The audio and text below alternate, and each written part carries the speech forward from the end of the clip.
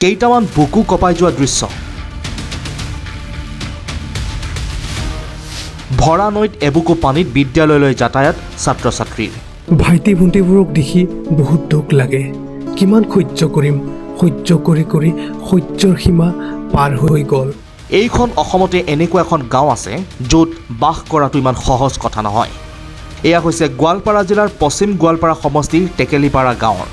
এই গাঁওখনত এখন পকী দলং নোহোৱাৰ বাবেই এনেকৈ এতিয়া এইসকল কণ কণ ছাত্ৰ ছাত্ৰীয়ে নিতৌ বিদ্যালয়লৈ যাব লগা হয় আমিও এদিন এনেকৈ স্কুললৈ গৈছিলোঁ কিন্তু আজিৰ ল'ৰা ছোৱালীখিনিৰ এনেকুৱা অৱস্থা হ'ব নালাগিছিলে কাৰণ যিহেতু 2026 চন চলি আছে বহুত আগবাঢ়ি গৈছে দুনিয়াখন কিন্তু আমি আজিও পিছ পৰি আছোঁ এই দৃশ্যবোৰ দেখি আপুনি সহজেই অনুমেয় যে কি পৰিস্থিতিত নিজকে গঢ় দিয়াৰ লক্ষ্যৰে টেকেলিপাৰা গাঁৱৰ শিক্ষাৰ্থীসকলে কষ্ট কৰিবলগীয়া হৈছে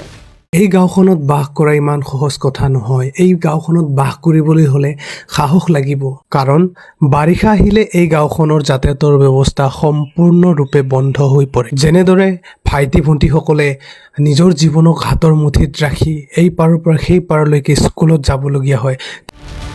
মানুহৰ জীৱনত বিপদে কেতিয়াও কৈ নাহে গতিকে এনেকৈ হ'লে এইসকল ছাত্ৰ ছাত্ৰীৰ জীৱনত যিকোনো মুহূৰ্তত বিপদ যেন নিশ্চিত হৈ পৰিছে কণ কণ শিক্ষাৰ্থীসকলৰ মুখ্যমন্ত্ৰীলৈ এতিয়া আহ্বান এখন দলং লাগে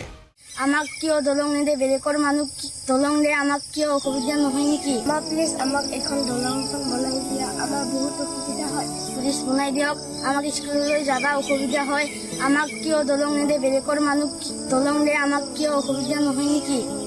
আমাকতো অসুবিধা হয় জানিব পৰা মতে টেকেলিপাৰা গাঁওখন পূৰ্বে আছিল পূব গোৱালপাৰা সমষ্টি পুনৰ নিৰ্ধাৰণৰ পাছত পশ্চিম গোৱালপাৰা সমষ্টিত অন্তৰ্গত হৈছে গাঁওখন বৰ্তমান পশ্চিম গোৱালপাৰা সমষ্টিৰ বিধায়ক হৈছে বিজেপিৰ পবিত্ৰ ৰাভা কিছুদিন পূৰ্বে গাঁওখনৰ দীপজ্যোতি নামৰ যুৱকজনে নিজৰ পিতৃৰ মৃতদেহ কান্ধত তুলি নৈ পাৰ হোৱাৰ দৃশ্য সামাজিক মাধ্যমত দিছিল মোৰ দেউতা আজি ঢুকাইছে আৰু এতিয়া আমি কোনো ৰাস্তা নাই ঘাট নাই এনেকৈ লৈ যাব লগা হৈছে গোটেই ৰাইজ ওলাইছে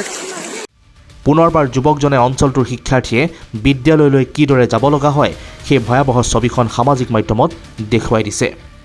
গতিকে এইসমূহ দৃশ্যৰ পৰা আমি বুজিব পাৰোঁ যে এতিয়াও অসমৰ বহু অঞ্চলত উন্নতিৰ পোহৰ পৰিবলৈ বাকী আছে গতিকে চৰকাৰে এই বিষয়টো বিশ্লেষণ কৰি টেকেলিপাৰা গাঁৱত এখন দলঙৰ ব্যৱস্থা কৰিব বুলি এতিয়া আশাবাদী ৰাইজ bureau' report India today north east Assam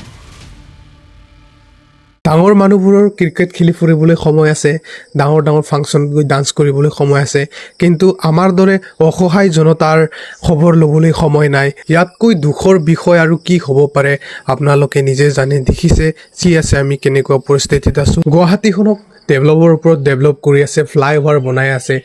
আমাৰ গাঁওখনত সৰু এটা ব্ৰিজ দিলে চৰকাৰৰ ইমান ক্ষতি হ'বনে ইমান বাজেট নিমিলেনে